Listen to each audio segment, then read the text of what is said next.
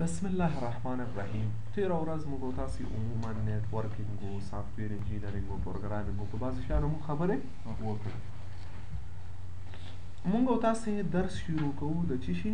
د پروګرامینګ. څه شي درس وایو؟ پروګرامینګ درس وایو. نو بیا هم ګوره دا وایو چې یو سړی که اول نظري د یو څه شي په باره کې پوه نه شي، عملا کار کول ډېر ستونزمن وي. نو موږ اول باید خپل ذهنیت تیوریټیکل نظري د بعضو شیانو په باره کې ځان پوه کړو. اوس موږ تاسې مخکې لیدلي چې پروګرامینګ وکړو، پروګرامینګ وپېژنو، پروګرامینګ باید وپېژنو. نو پروګرامینګ څه ته وایي؟ دا خو کولی شو وایي که نه؟ پروګرامینګ څه ته وایي؟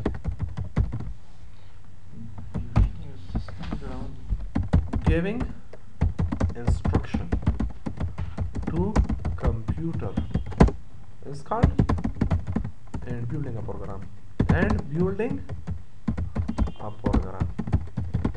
is called programming.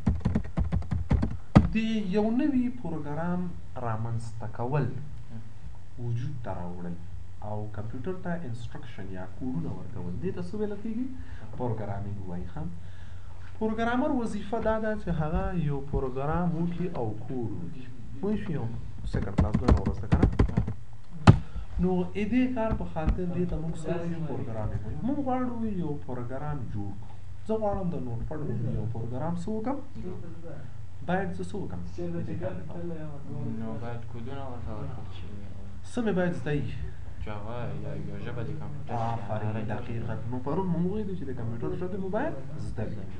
نو چې د کمپیوټر ژبې مو زده نه وي، نو موږ کمپیوټر ته نه شو ویلی چې ته دغه کار په دې کار کې اجرا کړه.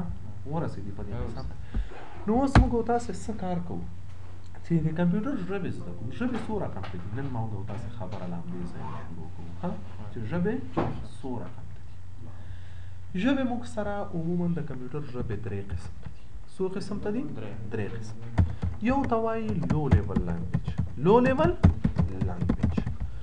لیول لنګویج هم دې ته وایي او خلک دې ته مشین لنګویج هم ورته وایي. څه ورته وایي؟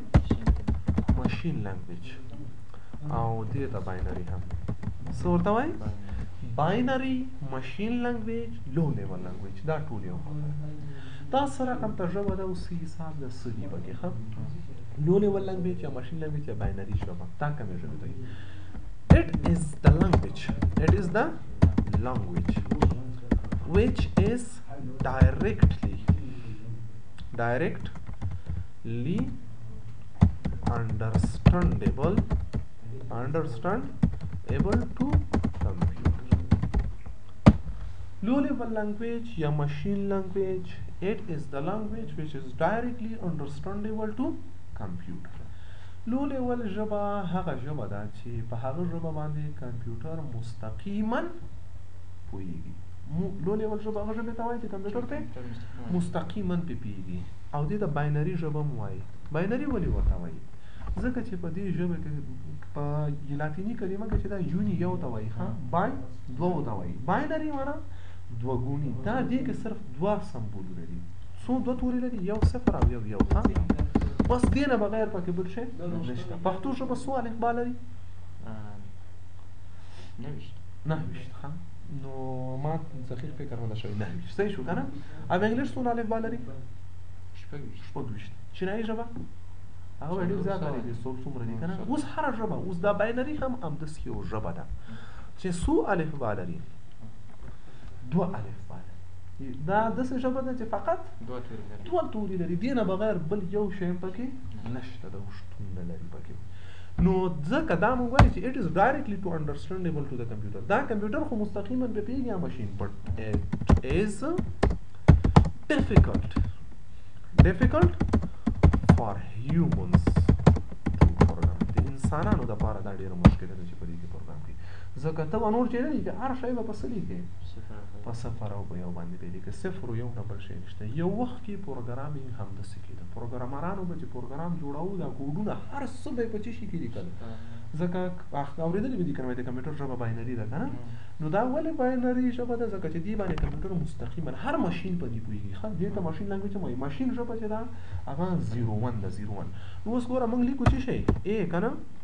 اوس خو په پروګرامینګ کې موږ ا لیکو، بي لیکو، خو یو وخت کې به د ا او بي نه لیکل چې به دې لیکل 0 یو به دې لیکل دا ای به دې څه رقم ته لیکله خبره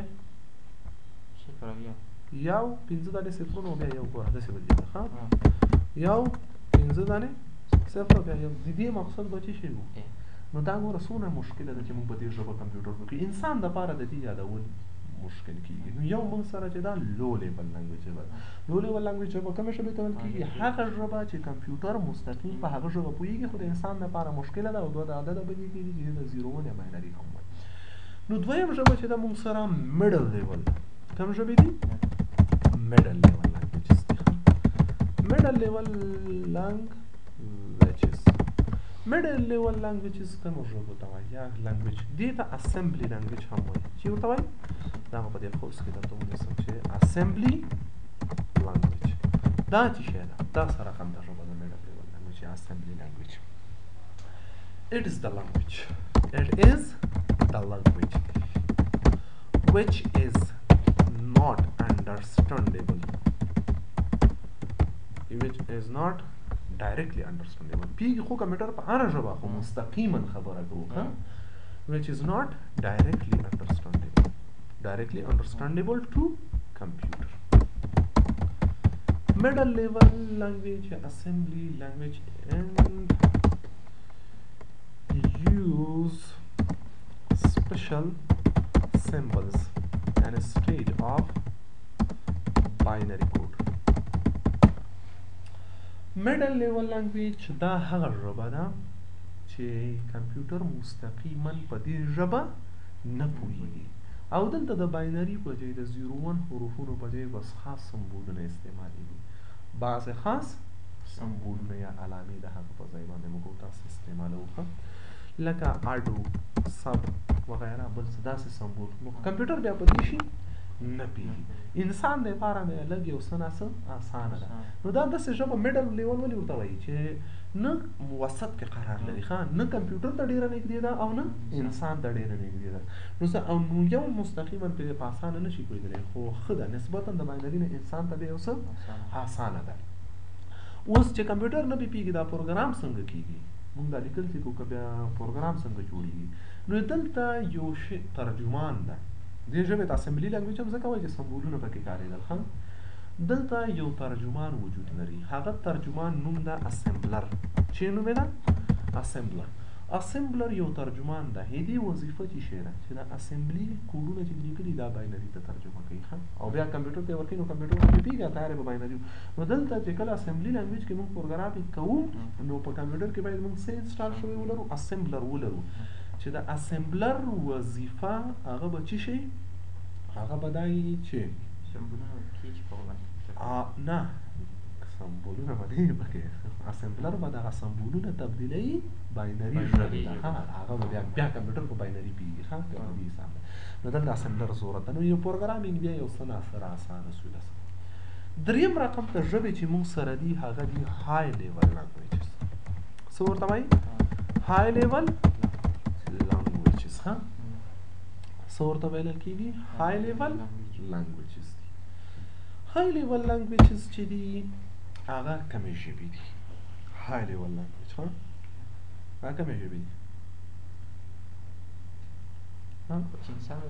آفرین these are the languages which is not directly understandable to humans to machine or computer but it is easy for humans to program because it is close to human minds high level language هغه ژبې دي چې په دې ژبه باندې انسانان وبخښئ کمپیوټر ډایرکټ نه پوهېږي ښه کمپیوټر ورباندې ډایرکټ نه پوهېږي مګر انسانانو ته د دې ژبې یادول او په دې ژبه کې کوډ کول اسانه دي ځکه چې څه کېده دلته دغه ژبې هاي لیول لنګویجز چې دي تقریبا د انسانانو ژبو ته څه شي دي نږدې دي ښه ورسره تقریبا ورسره نږدې دي نو نه ورسېدې په دې خبره دا نن سبا چې موږ تاسې کومې ژبې لرو ښه لایک C++, C#, Java, JavaScript, Python او نور ډېرې ژبې دي دا ټولې هاي لیول دي دا ټولې ژبې په څه شي کې راځي نن سبا څوک په لو لیول او په میډل لیول ژبو کې پروګرام نه جوړېږي ډیفیکلټ دي نن سبا پروګرامینګ ډېر اسانه شوی دی ډېره سهولتونه پکې راغلي ورسېدي نو دا مو سره ژبې دي نو هدف مو دا و چې جاوا موږ تاسې وایو پروګرام خو دا به درته معلوم وي چې دا یو هاي لیول ژبه ده او د هاي لیول ژبو په مقصد باندې باید تاسې پوه شوي اوسېږئ ځکه موږ چې دلته کوډ کوو 0 1 نه کوو اوس مثال درته دا زه C++ کې یو کوډ کوم صحیح ده که نه زه راځم دلته لیکم ګوره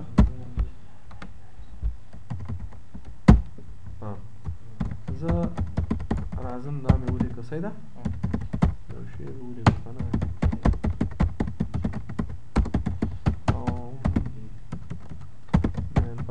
خلاص کوو ورته یم ګوره زه ورته یم دا پروګرام چې چالان شي ما ته دې ووایي چې ویلکم چې پروګرام چالان شي موږ ته دې وایي چې ویلکم نو زه ورته یم سی آوټ آوټپوټ آوټ معنا آوټپوټ کول ګوره انسان ژبې ته تقریبا نږدې دي آوټپوټ کې راوښیه ما ته آوټپوټ کې چېرې راوښیه ویلکم اوس ګوره دغه ژبه چې ده دا اوس هاي لیول ده ګوره موږ سمبول نه دي تقریبا د انسان ژبې دپاره څه شي دي نږدې دي اوس ګوره زه داسې کومه ورن کومه چې دا کله رن کړم اوس ګوره موږ ته آوټپوټ کې چېرې راښیي ویلکم زه اوس ګوره زه ورته یم که چې دلته یو شی جوړ وه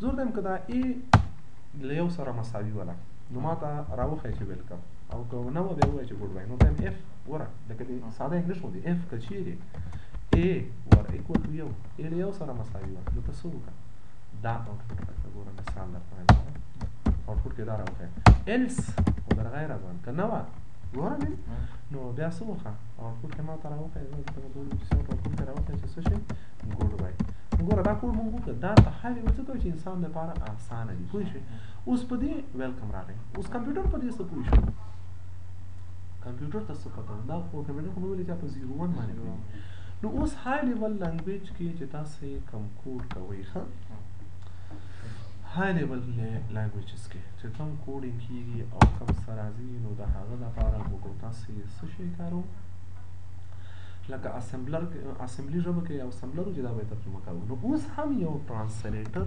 ترجمان وجود لري ښه ترانسلیټر ترجمان دا چې دا څه کوي دا هاي لیول لنګویج کوډ راخلي څه کوي باینري ته تبدیلوي کمپیوټر ته ورکوي پوه شوې که نه په دې دا ترجماني کوي ګوري چې دا څه معنا په باینري کې دا څنګه کېږي نو دې دپاره ترانسلیټر دي اوس دا ترانسلیټر یا دا ترجمانان چې دي دوه رقم ته ترجمانان دي په دوه رقم ته ترجمانان دي چې هغه هاي لیول لنګویج راخلي څه ته یې تبدیلوي باینري ته یې تبدیلوي ښه نه پوهېږې ښه صحیح شو اوس نو دلته دا دوه ترجمانان وجود لري یو ته وایي کمپایلر چې ورته وایي او بل ته وایي انټرپریټر یو کمپایلر ده او بل انټرپریټر ده کمپایلر او انټرپریټر چې شی دي که څوک وایي نو موږ وایو چې دا هغه پروګرامونه دي چې هاي لیول لنګویج کوډ باینري ته تبدیلوي نو دا چې دا کوم کوډ تا لیکلی ده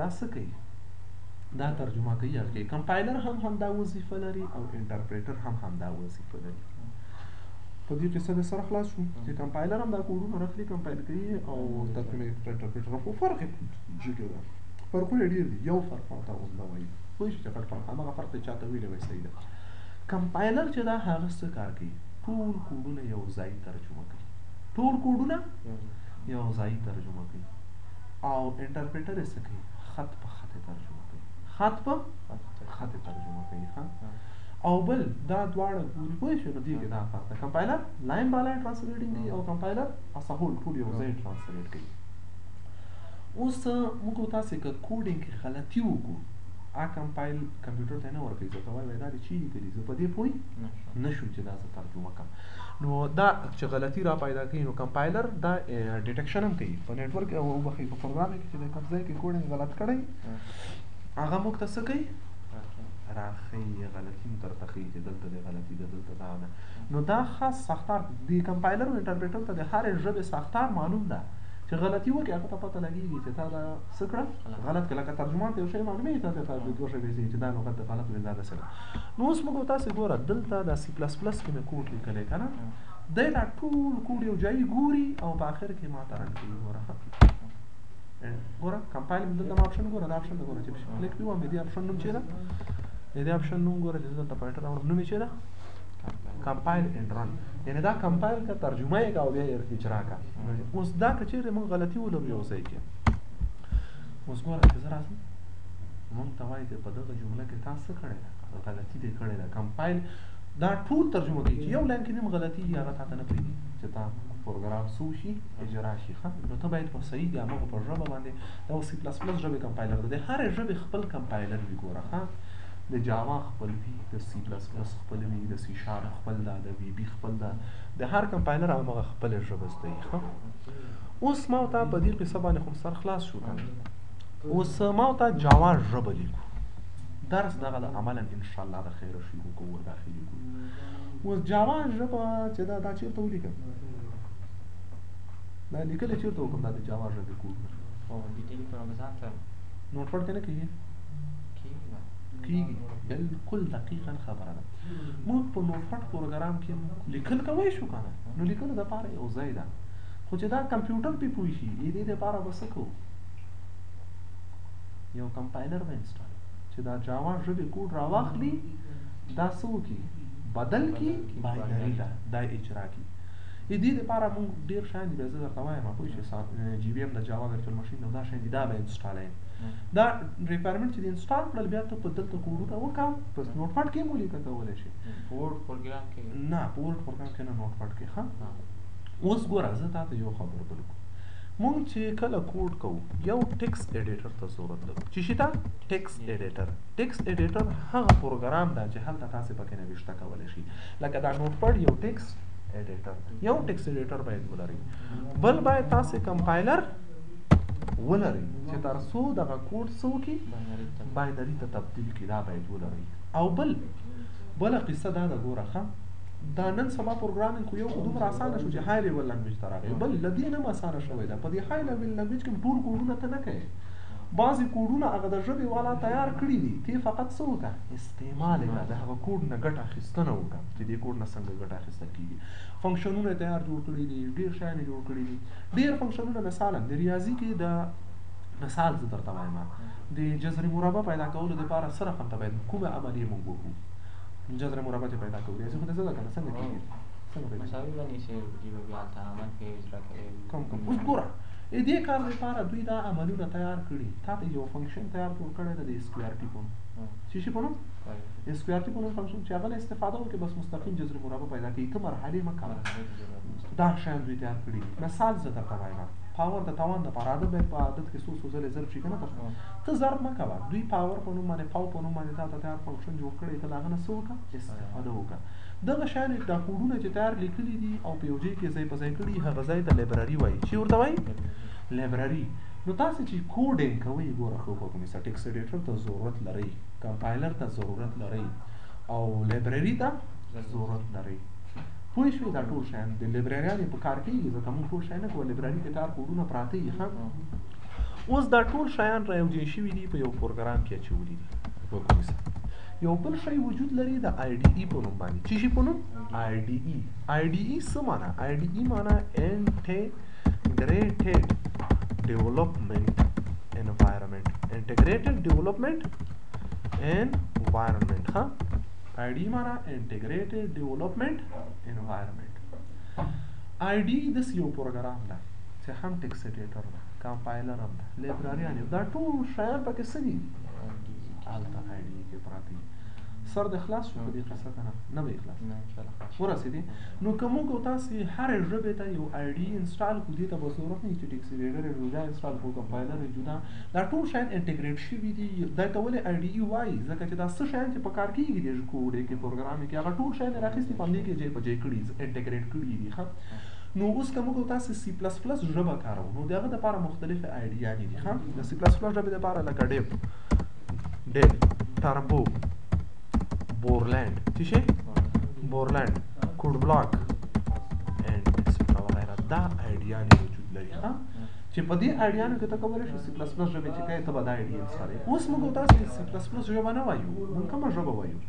جاوا ژبه وایو. په جاوا ژبه کې چې موږ کوډ کوو یو آیډي باید انسټال کړې ته یو آیډي باید انسټال کړې. ډېرې آیډیاګانې وجود لري د جاوا دپاره.